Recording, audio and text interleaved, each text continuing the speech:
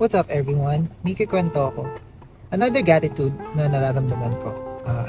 Ngayon kasi naghintay ako dito sa car with my daughter. Here's my daughter.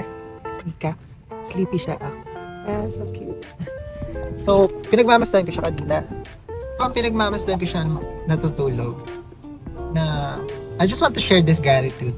Yung lesson na natuturo sa akin ng anak ko, paano maging patient lalo sa buhay regardless sa asawa ko, sa mga tao na nasa paligid ko.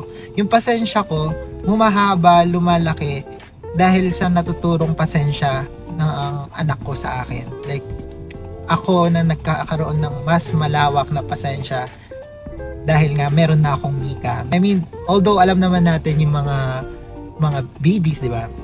Lalo si Mika, she is on the stage of terrible 2, di ba? Tawagan nila, 2 years old na sila, terrible 2. What? Go away. Go away?